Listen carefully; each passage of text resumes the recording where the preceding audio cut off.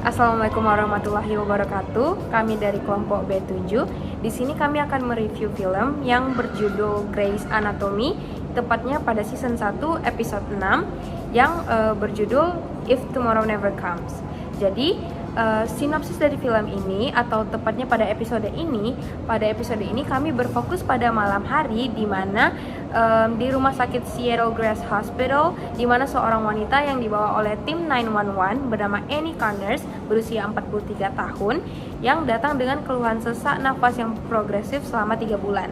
Nah, di sini saat dilakukan pemeriksaan terdapat tumor yang tidak tahu asalnya di mana, tapi sudah menekan diafragmanya karena tumornya sudah besar, dan pemeriksaan penunjang CT scan akan dilakukan pada pagi harinya atau esok harinya. Di sini saya akan menjelaskan tentang karakter yang ada di dalam film. Yang pertama itu ada Dr. Christiana yang merupakan internship bedah yang bertanggung jawab atas kasus Annie. Lalu ada Dr. Alex Kraft yang merupakan internship bedah yang bertanggung jawab atas kasus Annie. Lalu ada George Omley yang mana merupakan internship bedah yang menangani kasus Annie. Lalu ada Dr. Miranda Bailey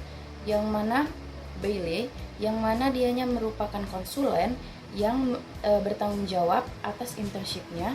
Lalu ada Dr. Preston Burke yang mana merupakan dokter spesialis bedah. Lalu ada Dr. Derek Presbeth yang mana dokter spesialis bedah. Lalu ada Annie Connors yang mana merupakan pasien, dan yang terakhir itu ada Annie's mom, merupakan ibu dari pasien. Baik, di sini saya akan menyampaikan salah satu konflik dari review film kami yang dimulai saat Dr. Bailey bersama internshipnya akan melakukan kunjungan terhadap salah satu pasien rumah sakit yang bernama Annie. Dr. Bailey mengatakan kepada internshipnya untuk menjaga sikapnya agar tidak tertawa, muntah, ataupun tercengang. Sesampainya di kamar Annie, ternyata sudah ada Dr. Burke. Dr. Burke mengatakan kepada Annie seharusnya Annie melakukan CT scan.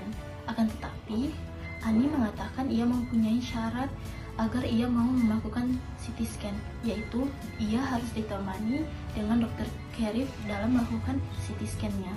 Annie melakukan pemeriksaan CT scan. Dr. Karef yang berada di ruang teknisi pun mengatakan bahwa tumor yang ada di tubuh Annie sangatlah menjijikkan, dan bagaimana bisa Annie membawa penyakitnya ini sepanjang hidupnya. Ternyata Dr. Karef tidak sengaja lupa untuk mematikan mikrofon yang terhubung ke ruang pemeriksaan di mana Annie berada, sehingga Annie bisa mendengar pembicaraan Dr. Karef dan teknisi yang berbincang tentang penyakitnya. Ketika hasil CT scan-nya sudah keluar dengan hasil bahwa hemidiafragma sangat tinggi hingga menggeser jaringan paru, menembus saluran spinal ketiga bagian. Nah, Dr. Shepard, Dr. Bailey, dan Dr. Burke melakukan diskusi mengenai pengobatan Annie. Nah, mereka pun menjelaskan rencana pembedahan tumor kepada Annie. Setelah mendengar penjelasan dari dokter, Annie yang tadi kelihatannya selalu mengikuti prosedur dokter, mendadak menjadi tidak setuju untuk dilakukannya operasi karena Annie merasa takut dan mengingat trauma atas kejadian yang menimpa keluarganya yang selalu meninggal tiba di rumah sakit. Perubahan tiba-tiba pada Annie ini juga dikarenakan dia teringat apa yang dikatakan Dr. Karef. Akan tetapi, dokter bedah meyakinkan Annie untuk melakukan operasi karena itu sangat penting demi kesembuhan Annie. Akhirnya, Annie pun luluh untuk dilakukan operasi, tetapi Annie memberitahu dokter bedah untuk persyaratan dilakukannya operasi. Annie tidak mau dokter Karef ikut menemaninya. Dokter bedah pun setuju atas persyaratan Annie. Saya akan membacakan atau menjelaskan apa yang dilakukan oleh tokoh. Jadi di sini ada tokoh bernama Dr. Alex Karef yang dia itu berlaku tidak etis dengan menjelek-jelekan penyakit pasien yang secara tidak disengaja ucapannya itu terdengar oleh pasiennya. Dan hal ini berdampak pada pada hilangnya kepercayaan pasien tersebut kepada dirinya atau kepada dokter, lalu dan juga membuat pasien itu tidak percaya diri dengan penyakitnya itu. Jadi pasiennya itu menganggap bahwasannya penyakitnya itu sangat menjijikan dan bahwasannya penyakitnya itu tidak dapat disembuhkan, dan ia mempercayai kalau dokter itu merasa penyakitnya itu menjijikan.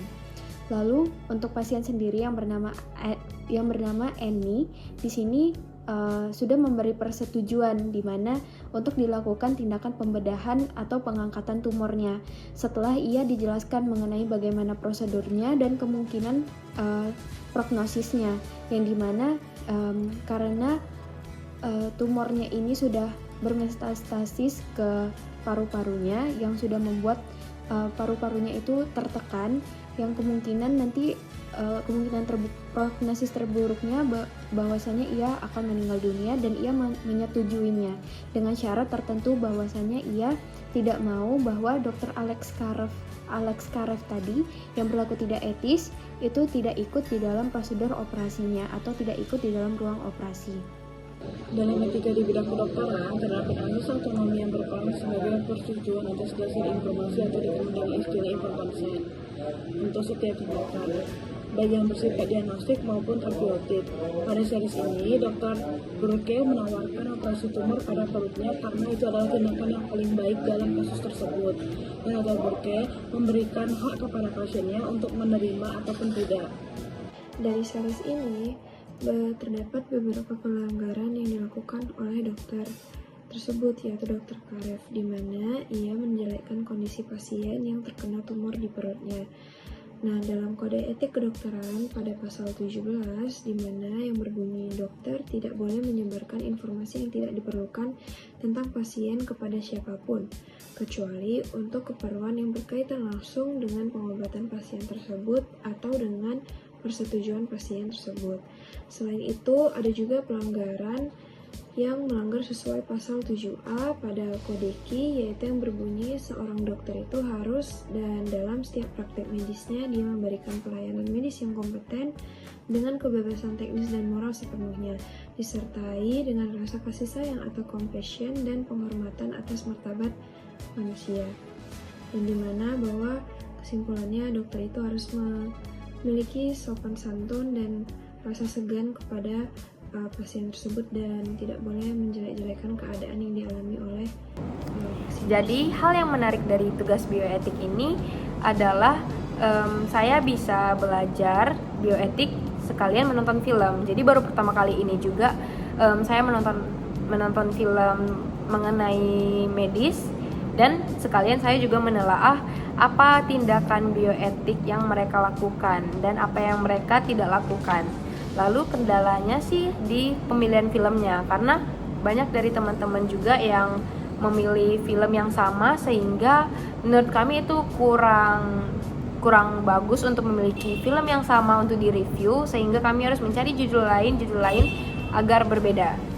Lalu dari kasus ini kita juga bisa belajar nih, setelah kita belajar bioetik dan nonton film ini, ternyata ada banyak sekali bioetik yang masih dilanggar oleh petugas atau tenaga medis, maupun secara sadar ataupun tidak sadar. Nah, yang pelajaran yang bisa didapat dari film ini adalah seperti contohnya kita ambil yang dari si Dr. Karev yang menjelekkan pasien. Menurut saya, walaupun kita manusia itu pasti tidak luput dari komen-komen orang, misalnya kayak dalam hati kita tuh langsung kesebut gitu loh, secara nggak sengaja kita udah ngomongin orang ini, pasien kita ini, dan seharusnya kita tuh tidak boleh berbicara ke teknisi, ke orang lain kalau menjelek-jelekan pasien ini. Jadi lebih baiknya kita memendam aja di dalam diri, karena saya pun tahu manusia itu tidak luput dari kesalahan. Jadi kalau kita udah tahu itu salah, harusnya jangan kita lakukan dan dipendam pada diri sendiri saja. Jadi kesimpulannya menurut saya, sebagai seorang dokter seharusnya kita menerapkan etika dokter yang harus dilakukan, yang dimana etika tersebut terdiri dari 4, yaitu ada autonomi, beneficiency, lalu ada non-maleficent, dan juga justice. Pada film ini, kode etik tersebut banyak sekali yang melanggar, dan yang pertama itu ada autonomi, yang mana sebagai pasien kita berhak menolak untuk dilakukan tindakan. Dan pada film ini, Annie mengidap tumor yang ada di perut, berhak menolak untuk tidak dilakukannya operasi karena ia memiliki hak. Lalu, inilah yang menjadi permasalahan dilema etik bagi seorang dokter yang sulit dipecahkan. Dilihat dari posisi seorang dokter, pastinya ingin sekali melakukan tindakan operasi yang bertujuan menolong dan menyelamatkan. Tetapi melihat dari pasien atau si Annie tersebut, ia juga berhak dalam menolak melakukannya operasi. Dari itulah seorang dokter harus memberikan gambaran yang baik dan dukungan bagi pasien agar pasien tersebut percaya dengan tindakan yang akan dilakukan seorang dokter, dan pasien mempercayai bahwa dirinya akan sembuh. Mungkin itu saja. Baik, refleksi diri dari saya sendiri.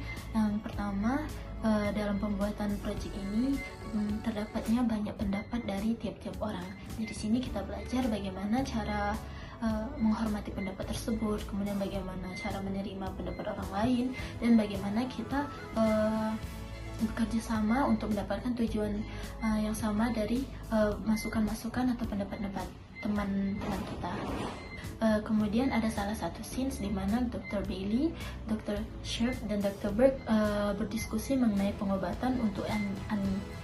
Akan tetapi adanya sudut pandang yang berbeda antara Dr. Bailey dengan Dr. Sharp dan Dr. Burke, yaitu Dr.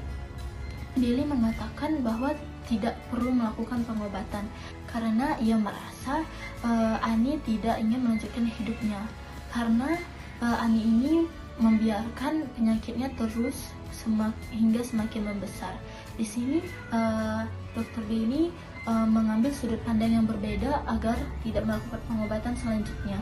Akan tetapi Dr. Brooke dan Dr. Sharp mengatakan kita harus melakukan dan mencoba yang terbaik untuk pengobatan dari si Annie. Baik, di sini kita dapat mengambil pelajaran bahwa kita sebagai dokter harus melakukan hal terbaik untuk pasien kita sesuai dengan prinsip bioetik, yaitu beneficence, memberikan manfaat yang paling terbaik untuk pasien kita. Jadi kita sebagai tenaga medis ini juga harus tetap untuk melakukan tindakan demi keselamatan kebaikan pasien, tetapi kita juga harus tetap untuk memastikan apakah pasien ini siap untuk dilakukan tindakan tersebut, dan kita harus tetap menjelaskan kepada pasien dari faktor dan untuk apa tindakan itu dilakukan. Refleksi pada kegiatan ini, yang dimana hal yang menarik yang saya dapat di dalam kelompok ini, dimana kawan-kawan semua sudah melakukan partisipasi yang baik dan melakukan kegiatan ini dengan semaksimal mungkin. Hal kendala yang kami hadapi mungkin kurangnya komunikasi pada saat mengambilkan judul topik. Nah, untuk refleksi tentang kasus kami yang kami bawakan, mungkin konflik dari kasus ini yang dimana seorang tenaga medis tidak harusnya melakukan perbuatan yang buruk seperti mengata-ngatakan kepada pasien dengan hal-hal yang tidak baik, dan setiap tenaga medis harus memberikan antisipasinya kepada pasien dan pentingnya pendekatan dan penuh empatik untuk merawat pasien. Mungkin itu dari saya. Hal yang menarik pada tugas kami ini adalah pengalaman pertama saya dan kelompok saya untuk menonton film sekaligus mereview film tentang masalah kaidah bioetik. Kendala yang saya dan kelompok saya hadapi ya tentang kerjasama kelompok. Walaupun teman-teman saya dan saya sudah mengumpulkan tugas masing-masing berupa video, kami juga harus meningkatkan kerjasama yang lebih baik lagi. Refleksi kasusnya pada tugas kami ini, setelah kami belajar bioetik, nah pada pereviewan film kami, banyak tenaga medis yang masih melanggar kaidah-kaidah bioetik, terutama bioetik tentang beneficien.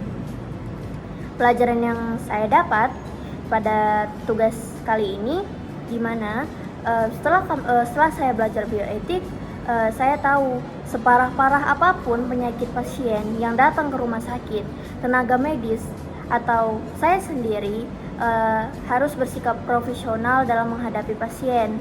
Tidak boleh menjelek-jelekan si pasien tersebut terhadap penyakitnya, karena itu dapat menyinggung perasaan si pasien. Menurut saya pribadi, hal yang menarik yang saya alami selama membuat tugas ini, yaitu saya jadi banyak tahu tentang kedokteran, yang dimana saya juga jadi tahu caranya untuk menangani pasien dalam kondisi yang gawat darurat, gimana cara kita mensupport pasien, bagaimana cara kita melayani pasien. Untuk hal kendalanya, menurut saya mungkin cara kode etik dari tenaga medis terhadap pasien di Indonesia sama di luar negeri mungkin berbeda. Dan juga menurut saya kalau misalnya untuk pelanggaran kode etik, yaitu ada seorang dokter yang menjelek-jelekkan atau mengatakan jijik terhadap penyakit salah satu pasien tersebut. Nah, menurut saya pribadi sih tidak wajar sebagai seorang dokter memberi statement seperti itu, mengatakan jijik terhadap kondisi pasien,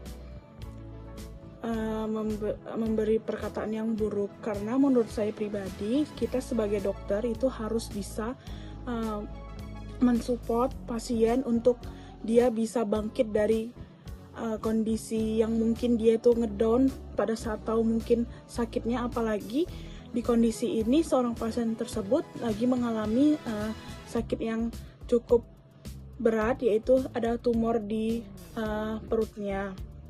Jadi menurut saya nggak wajar seorang dokter mengatakan kayak jijik terhadap penyakit tersebut. Pelajaran yang bisa saya ambil, saya jadi tahu bagaimana cara kita untuk menangani pasien dalam kondisi apapun, dan saya jadi tahu bagaimana cara kita untuk memberi support, memberi semangat kepada pasien. Karena kalau nanti saya jadi dokter, saya tidak akan melakukan pelanggaran kode etik tersebut, karena saya akan melayani semua pasien dalam kondisi apapun. Saya juga akan memberi semangat, saya juga tidak akan pernah menghina ataupun berkata buruk terhadap kondisi pasien dalam seberat atau separah apapun. Menurut saya, hal yang menarik yang saya alami saat menyiapkan dan juga mengerjakan proyek ini adalah saya mendapatkan pengetahuan yang banyak mengenai kedokteran dari series yang saya tonton ini. Lalu juga saya menjadi bisa membayangkan atau merasakan bagaimana jika saya nanti benar-benar menjadi seorang dokter, apa saja yang akan saya lakukan dan apa saja rintangan yang akan saya dapatkan pada setiap pasien yang ada.